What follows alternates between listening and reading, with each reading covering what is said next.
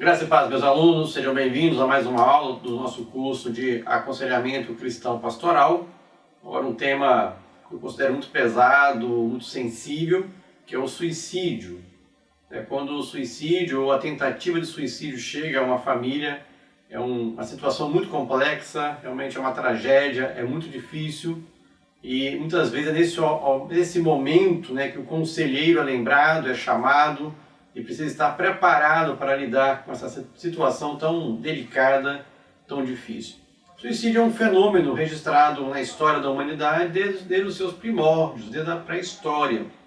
Porém, só começou a ser vista, do ponto de vista psiquiátrico, da saúde mental, em 1827. E o suicídio pode ser definido como um ato deliberado, é vontade da pessoa, ela deseja, e ela mesma executa, o próprio indivíduo vai executar, e com um objetivo, qual é o objetivo? É a morte. Então a pessoa deseja, ela faz e ela quer morrer. Isso assim configura o suicídio, é uma forma consciente e intencional, mesmo que ambivalente, porque a pessoa ela sofre por muitos motivos, e um deles porque ela quer morrer e não quer morrer. Ela, na verdade, eu tenho percebido isso, a vontade primeira não é de morrer, mas de se livrar do sofrimento. Mas o seu comprometimento emocional é tão elevado que a pessoa só consegue enxergar uma saída para o fim do sofrimento, tirando a própria vida. E aí vai buscar um meio letal, um meio para fazer, alcançar o seu objetivo. Também tem um outro fator que nem sempre é levado em consideração, mas é extremamente elevado, que é o comportamento suicida. Então, para a pessoa chegar a cometer o ato do suicídio, na verdade, ela vem desenvolvendo ao longo do tempo, às vezes anos, um comportamento suicida que envolve pensamentos, planos, tentativas de suicídio. E aí, uma pequena porção dessas pessoas vão chegar ao nosso conhecimento, no serviço de saúde. Sempre que eu estou trabalhando com alguém no meu consultório e eu percebo qualquer indício, qualquer possibilidade de pensamento suicida, eu aprofundo o assunto. Eu vou lá e tento tirar o que a pessoa está pensando, o que aquilo representa para ela. Às vezes algum inquérito, inventário que eu coloquei para ela escrever para mim, para ela marcar umas questões, e alguns vão pesquisar a questão da vontade, da ideação suicida. Qualquer sinalização, para mim, é obrigatório aprofundar no assunto. A maior parte diz, não é que eu quero morrer, não é que eu vou me matar, mas se Deus me levasse mais rápido, eu ficaria feliz. E quando a pessoa dá um indício um pouco mais forte, eu vou aprofundando no assunto, e a minha pergunta é, o que você pensa sobre isso? O que você tem pensado? E dependendo do que a pessoa fala, eu vou aprofundar. Já pensou de uma forma efetiva de como colocar isso em prática? E aí, dependendo da resposta, eu vou continuando a conversar e buscar meios, até que chega um ponto que eu percebo que a ideação suicida é algo real, é algo muito possível de acontecer, de forma no curto prazo.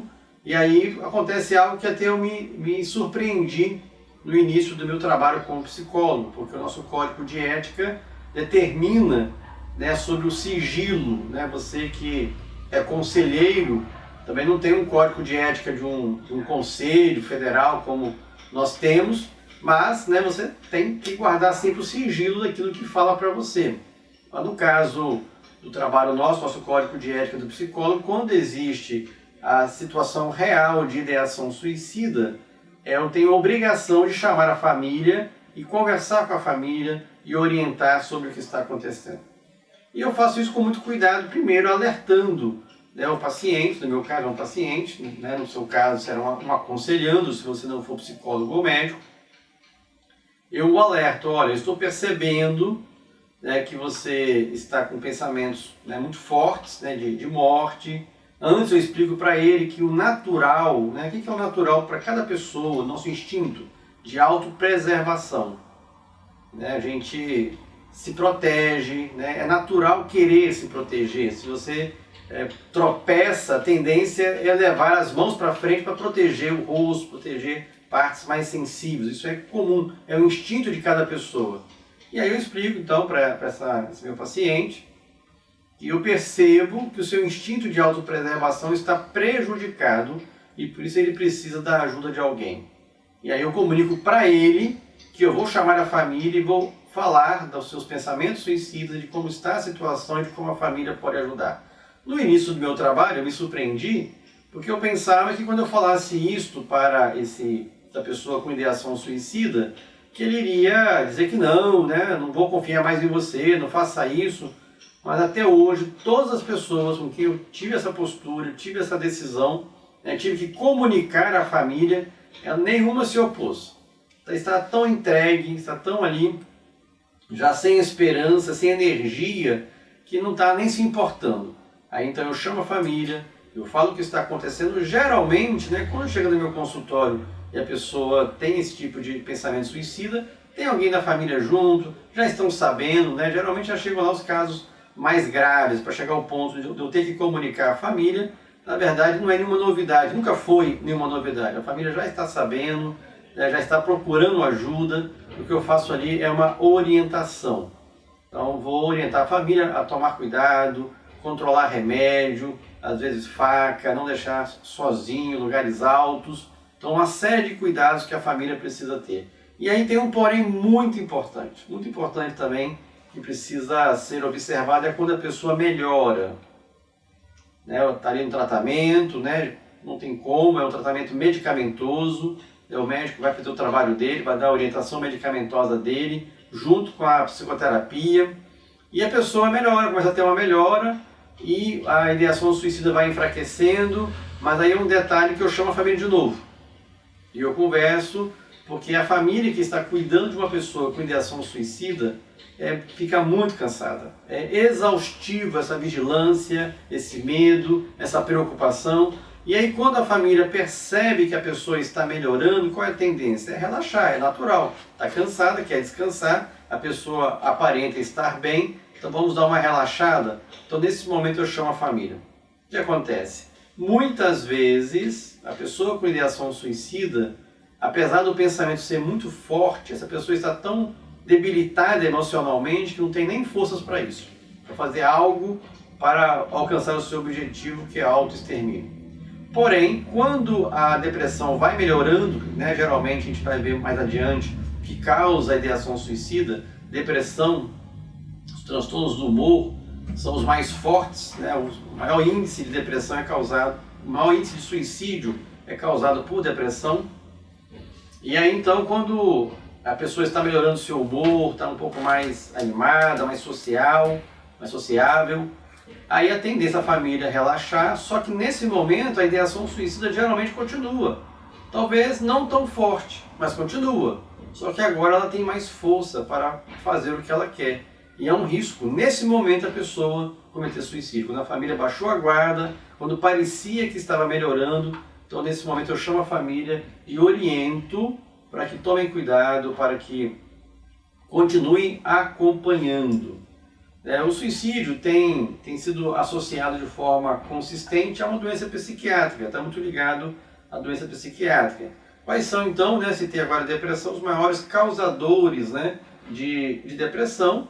Os transtornos do humor, a depressão tem um índice elevadíssimo, a esquizofrenia, psicoses e também abuso de substâncias psicoativas, as drogas, álcool e outras drogas. Muitas pessoas cometem suicídio sob efeito de drogas, principalmente do álcool. Bom, o suicídio é uma tragédia na vida de qualquer pessoa, naturalmente, perdeu a vida, mas também na vida da família. A família fica muito abatida com isso. Existem alguns estudos que mostram que quando uma pessoa vem a se matar, ela vai impactar de uma forma muito positiva em pelo menos 6 pessoas. Vai atingir pelo menos 6 pessoas. Segundo a Organização Mundial da Saúde, até 2020, esse é um dado um pouco mais anterior, a incidência de suicídio mundial alcançaria 1,53 milhões de pessoas. E no Brasil, a taxa de suicídio subiu em torno de 21% em 20 anos. Então, tem aumentado cada vez mais. Tem países que têm uma incidência maior, uma incidência menor, né? E retomando aqui a questão das causas, né, com alguns índices, depressão representa 35,8% como causador de suicídio, abuso de substâncias psicoativas, drogas, álcool e outras drogas, 22,4%, esquizofrenia, 10,6%, ansiedade grave, 6,1%, histórico familiar. A grande maioria das pessoas que eu já atendi, depois que tentaram cometer suicídio, ou tinham um desejo muito forte de se matar, né, eu tenho essa experiência aí de quase 18 anos de atendimento clínico, graças a Deus, nenhum paciente, né, em tratamento comigo veio a se matar, apesar que alguns chegaram a tentar durante o tratamento, mas não tiveram o resultado que queriam. A grande maioria era associada à depressão. Eu lembro de um paciente esquizofrênico que tentou se matar, um ou dois, não tinha uns outros transtornos lá, uma mistura de transtornos, mas eu lembro desse mais antigo, que era um caso realmente de esquizofrenia, diagnosticado, tratado, todo tratamento voltado para a esquizofrenia, e ele tentou suicídio, mas não conseguiu. Né? Então é o único caso. A pessoa com ansiedade muito elevada, né, uma ansiedade grave, aqui os dados que eu tenho vão falar de 6%, né, 6,1%. Nunca tive um caso de uma pessoa com muita ansiedade que tenha tentado se matar. E outro fator também é o histórico familiar. Né? Se na família existe alguém que cometeu suicídio, não significa, né, que os descendentes vão cometer, mas, né, existe uma possibilidade sim. Um tema muito importante que precisa ser tratado com relação ao suicídio é a exposição na mídia. Né? Como que a mídia vai tratar sobre o suicídio? Não existe uma proibição, né, para que os jornais, a TV, né, os canais noticiosos falem de suicídio. Não é proibido, mas existe, segundo um jornalista me falou certa vez, meio que um acordo de cavalheiros para tratarem o assunto com muito cuidado. Porque o suicídio parece que ele é meio contagioso, assim, ó, é meio que induz, né, uma pessoa que já está tendo esses pensamentos. Se ele fica sabendo que alguém conseguiu e do jeito que a pessoa conseguiu, ele pode se inspirar. Né? Se descobriu isso, ou pelo menos se chamou mais atenção para isso, né, e se criou o termo efeito Werther. Né? Foi um livro escrito, né, por um homem chamado Goethe, em 1774, e o personagem principal do livro, ele se mata, né? Ele tinha um amor não correspondido e ele se mata. E aí na mesma época, aproximadamente 40 jovens se mataram, né, imitando, né, um suicídio daquele jovem do livro. E aí na época até alguns países proibiram esse livro de ser vendido nos seus países. E aí o que acontece? Né? Por exemplo, quando Marilyn Monroe, né, a atriz americana, em 1962 veio a se matar, houve um aumento de 12% no número de suicídios. Então, noticiar, divulgar algo sobre suicídio tem que ser feito com muito cuidado, né? Sempre falar, né, de êxito, de sucesso, né, a forma como se matou. Geralmente a imprensa, quando fala, né, do suicídio, é porque ele é alguém famoso, é uma pessoa famosa, que não tem como esconder. Mas as pessoas comuns geralmente é só uma notinha curta, é algo mais discreto, porque precisa realmente tomar cuidado. Não é proibido, né? Pelo contrário, nós temos que falar de suicídio, tem toda uma campanha na área da saúde no Brasil, né, no mês de setembro, né, chamado Setembro Amarelo, são palestras, o assunto é falado, mas sempre com muito cuidado. Deixar de falar não seria bom. Né? Nós tivemos, há uns 2 anos atrás, eu creio, né, há pouco tempo, uma série na Netflix, né, chamada 13 Razões. Então conta a história, né, de uma adolescente americana, e ela, né, distribuiu algumas fitas, né, cada fita tinha uma razão que desencadeou o seu suicídio. Essa série me foi indicada e pessoas falaram muito na época. Não, você começa a ver, você quer ver até o final, você não para. Eu confesso que eu li umas 5 ou 6, eu assisti 5 ou 6 episódios. Sinceridade, eu achei muito chato, né, e parei por ali, conversando com um colega, um psiquiatra, E ele me contou o final, né? O final é o suicídio, e ele dizendo que o pior, né, era a forma que ela se matava, e mostrando a maneira, né, que a pessoa estava ali se matando. Essa seria a parte pior da série, porque poderia inspirar algumas pessoas a copiar, né?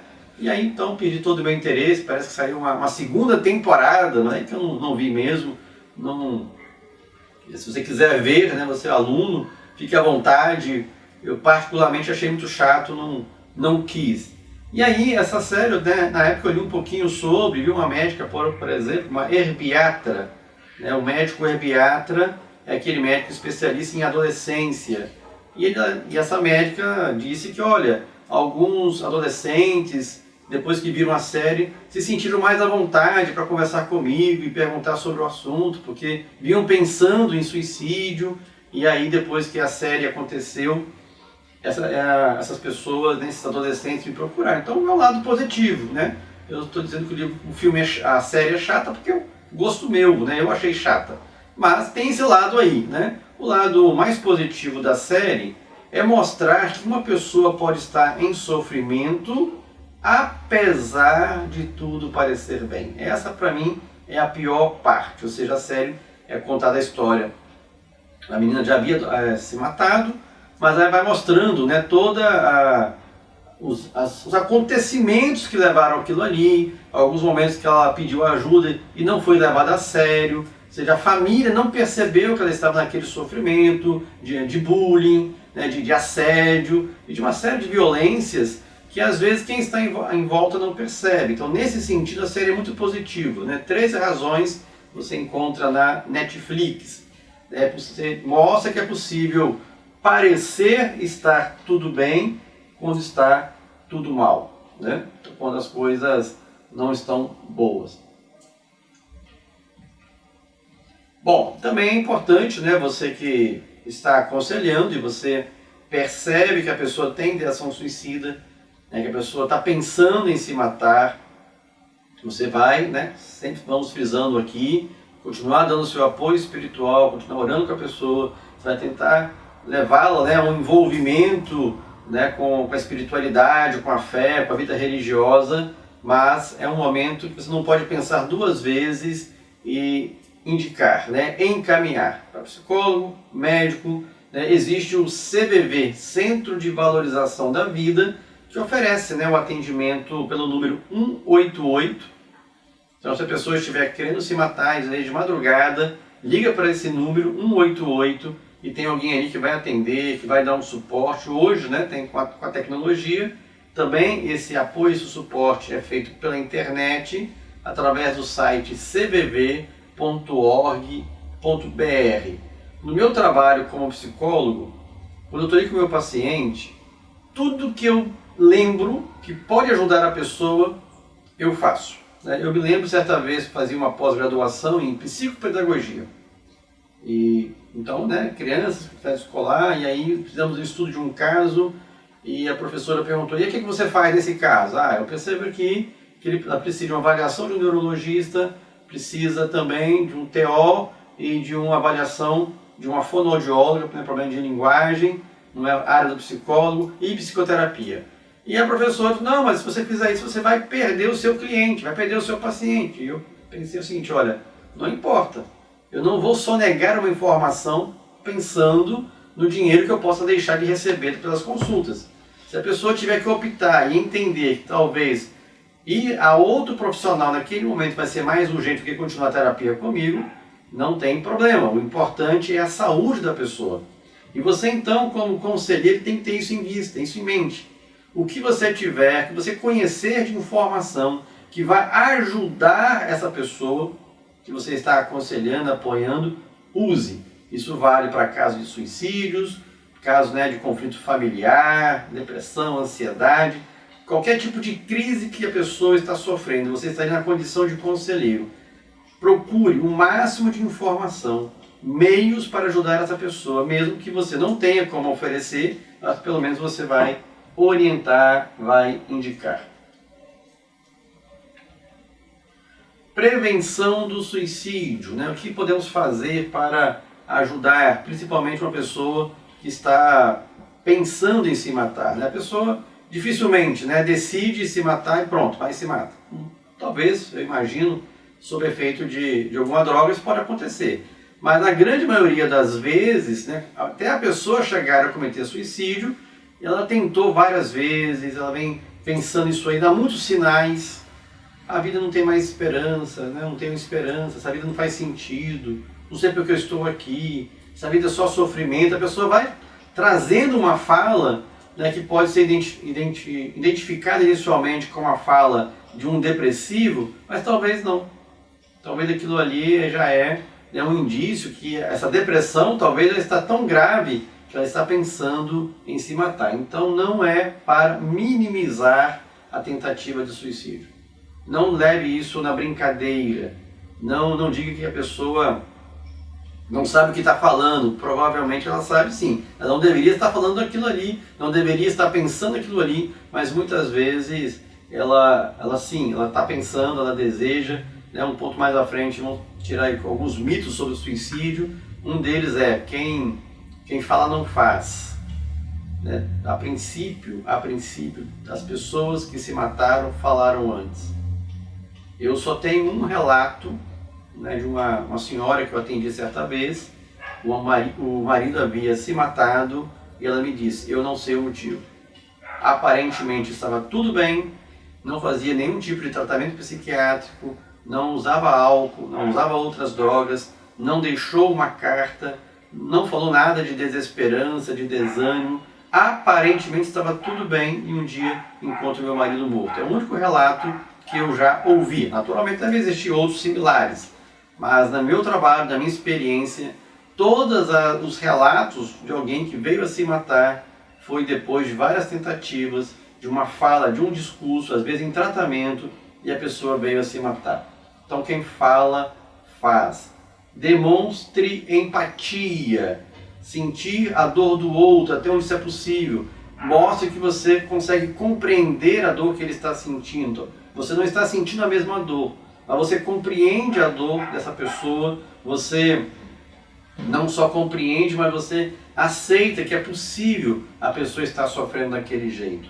Avaliar fatores de risco e de proteção. Então, às vezes, é necessário controlar a medicação. Às vezes, a pessoa não tem condições mais de tomar o próprio remédio, tem que receber, né, a dose daquele momento. Às vezes, é necessário esconder facas em casa, né, pôr grade nas janelas. Então, quais são os riscos, né, que você pode eliminar dessa pessoa vir a se matar? Religiosidade, como falamos na depressão, falamos na ansiedade e vamos falar sobre qualquer outro assunto do aconselhamento cristão. Você precisa orar por essa pessoa, se possível você vai orar com essa pessoa. E você também vai levá-la, né, a um envolvimento comunitário. Esse é um exercício que eu faço com meus pacientes sempre que eu posso. Você pode indicar quem você está aconselhando, levar a pessoa a sair da casca. Às vezes a pessoa está muito presa ali no quarto escuro. Ora, tenta se envolver com alguma atividade da sua comunidade, seja ela qual for, né, que envolve a integração social, sair de casa, família, vizinhança, trabalho, o que for possível. Suporte e apoio familiar. A família, né, como já disse anteriormente, sofre muito, muito mesmo. Tanto você precisa apoiar a família, como precisa orientar e incentivar essa família a não desistir da pessoa, a não levar na brincadeira, só quer chamar atenção, né, é chantagem, não leve dessa forma. A família precisa ser orientada, precisa ser apoiada e orientada como apoiar quem está em sofrimento ao ponto de querer se matar. E algo muito importante, isso aí eu faço muito com as pessoas que eu atendo, é sugerir motivos para viver. Esse é um recurso que eu uso muito com as pessoas que eu atendo. Né? Eu tenho até, às vezes, eu tenho no meu consultório cartõezinhos em branco, eu peço para as pessoas escreverem ali, olha, quais são os motivos que você tem para continuar vivo? Às vezes ela vai falar da família, de um filho, de uma mãe, né, de um pai, de um marido, de uma esposa. Às vezes é um sonho, né, uma faculdade, é um emprego. Alguma coisa que essa pessoa tem, ou qualquer coisa que ela tiver, é válido. Eu peço para ela escrever e peço para ler todos os dias. Coloque isso em um local visível, leia, releia. Eu me lembro certa vez que havia um homem com ideação suicida muito forte, muito forte mesmo. Já estava assim, né, com os planos muito bem organizados. No primeiro atendimento ele já foi me contando, ele já não estava muito preocupado com nada. E ele tinha filhos pequenos, 5, 6, 7 anos de idade. E eu me lembro que na nossa conversa, tentando puxar ali alguns motivos para ele viver, e eu contei a minha experiência. Olha, eu perdi meu pai aos 9 anos de idade, né, num acidente de trânsito. O meu irmão nessa época tinha 7 anos e o outro irmão com apenas 1 ano de idade. E eu sei como que foi impactante na minha vida e na vida dos meus irmãos crescer com a ausência de um pai. E esse homem, com essa minha experiência, o ajudou a pensar um pouco mais e a começar a melhorar. É um caminho longo, não é uma palavra como essa que eu estou contando para vocês que vai fazer a pessoa deixar de se matar. Mas isso deu um baque nele, chamou atenção. E ele começou a trabalhar mais contra a depressão e contra o suicídio. Essa pessoa depois se mudou de Valadares, eu me lembro que 2 ou 3 anos depois voltamos a nos falar por e-mail na época. Essa é uma história bem antiga. E ele me disse que estava fazendo tratamento, estava indo ao médico, tinha um psicólogo lá na cidade que ele estava, e que a ideação suicida ainda existia. Então de vez em quando vinha, ia embora, enfraquecia, aumentava, era uma luta constante. Mas eu lembro que o ponto de partida para aquela pessoa começar a lutar mais contra o pensamento de ideação suicida foi quando eu disse para ele como que os filhos dele seriam impactados pela sua ausência, principalmente dessa forma tão drástica. Alguns mitos, né, que eu já mencionei, que existem mitos sobre o suicídio, e o primeiro deles, né, já falei um pouquinho já, pessoas que falam sobre suicídio não cometem suicídio, não se matam. 8 entre 10 pessoas que suicidaram indicaram o que iriam fazer. Isso é um dado, né, que mostra dessa forma. Dificilmente, né, como já mencionei que na minha experiência, no meu trabalho, dificilmente uma pessoa ao se matar não deixou nenhum sinal, nenhum indício, nenhuma informação. Né? Geralmente as pessoas não conseguem cometer suicídio na primeira tentativa. Geralmente é 1, 2, são 2, 3, até a pessoa ter êxito, conseguir o que estava querendo. E aí, né, nesse vácuo aí, esse tempo, entra todo o recurso para salvar essa vida.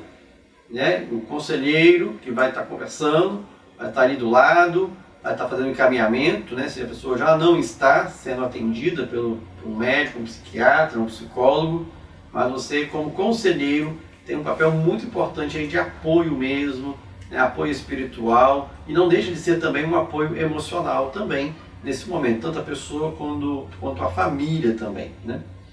Os suicidas querem realmente morrer? Né? É outra dúvida, outra pergunta. A princípio, eu conversei com pessoas que trabalham lá no CVV, por exemplo, a pessoa não quer morrer. Né? Como eu já mencionei, ela não quer morrer. Ela quer parar de sofrer. Ela quer encerrar aquele sofrimento e não enxerga outra forma de acabar com o sofrimento que não seja acabando com a própria vida. Então, geralmente a pessoa não quer morrer, ela está inconformada com o seu sofrimento e não vê saída. Uma pessoa permanece suicida para sempre? Não. Né? Algumas pessoas, né, já mencionei o caso aqui desse homem que eu atendi, não sei qual a situação dele hoje, deve ter uns 5, 6 anos que não falo com ele, mas apesar dele manter a ideação suicida, o desejo de se matar por já vários anos, algumas pessoas têm esse desejo de se matar num período de tempo e depois passa, a pessoa não pensa mais nisso. Né? Alguns textos bíblicos, né, que você pode usar, basicamente os mesmos, né, que nós já falamos lá na depressão, na ansiedade. Né? Salmo 30.5 para mim é um versículo 5 de Salmos 30, dá essa ideia, né, de esperança, dá essa ideia de que o sofrimento é do momento, não significa que ele vai ser eterno, vai ser para sempre. O choro pode durar uma noite, pela manhã, porém, vem um cântico de júbilo. E ainda, né, também o Salmo 42, para mim é muito profundo essa ideia, né, do sofrimento do momento, mas que vai passar com a esperança, com essa expectativa de dias melhores, né? Porque você está assim tão triste, ó minha alma, porque está assim tão perturbada dentro de mim. Põe a sua esperança em Deus, pois ainda o louvarei, Ele é o meu Salvador e o meu Deus. Suicídio é um assunto muito sério que precisa ser tratado, com diversas ferramentas. Você, como conselheiro cristão, você tem a ferramenta espiritual, não pode abrir mão dela. Você vai orar, você vai acompanhar, você vai estar com a pessoa, você vai estudar a palavra de Deus com essa pessoa, mostrando motivos para ela viver, motivos para ela lutar pela vida, mas sempre que necessário, e se a pessoa estiver com ideação suicida, é necessário, encaminhe para que alguém venha dar o atendimento especializado, ajudando a salvar essa vida. Espero que Deus te abençoe, dê você sabedoria nas mais diversas circunstâncias de aconselhamento, e inclusive nessa que é tão difícil, tão pesada e tão cruel. Deus te abençoe, até a próxima aula.